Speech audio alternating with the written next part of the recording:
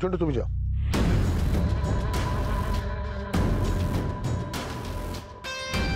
জানিস মৌ, বনির জন্য না আমার আমার ভীষণ চিন্তা হচ্ছে।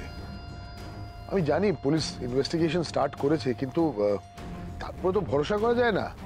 তাই আমি আমার সব পার্সোনাল সোর্স খাটিয়ে দিচ্ছি। হ্যাঁ বাবা, আমিও তোমার সাথে কিছু দিদির ব্যাপারে কথা বলতে এলাম। তাই বল না। আমি আর শেখর দা না সোমের বাড়িতে গেছিলাম, কিন্তু সোম বাড়িতে নেই। সোম বাড়িতে নেই? কোথায় তাহলে? ও কি বাইরে থেকে কল কাটিয়ে নাড়ছে? না, সোমের বোন বলল সোম অ্যাসাইলামে। তাহলে ওর ক্ষমতা কি করে হয় সব করার? সোহম অ্যাসাইলামে? তার মানে এর পিছনে কার হাত হতে পারে?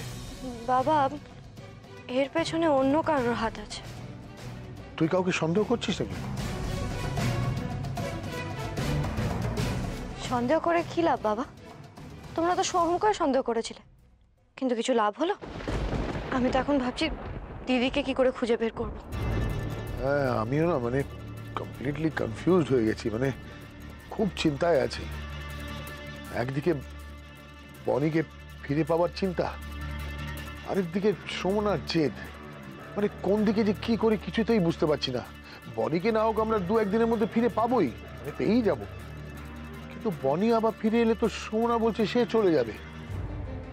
এইটা জানলে আবার যদি বনি কিছু করে বসে, তখন বনির জন্য অন্তত সুমনার আমার কাছে ফিরে আসাটা খুব জরুরি। জানি বাবা, তোমার আর আমার চাওয়াটা এক। তুমি কেন মাকে গিয়ে বোঝাচ্ছ না? চলো না, তুমি আর আমি মিলে মাকে বোঝাই। হ্যাঁ হ্যাঁ, সেটা করতেই পারি। ঠিক আছে, তুই তুই তুই এখানে ওয়েট কর, আমি আমি রেডি হয়ে আসছি, এক্ষুনি আসছি।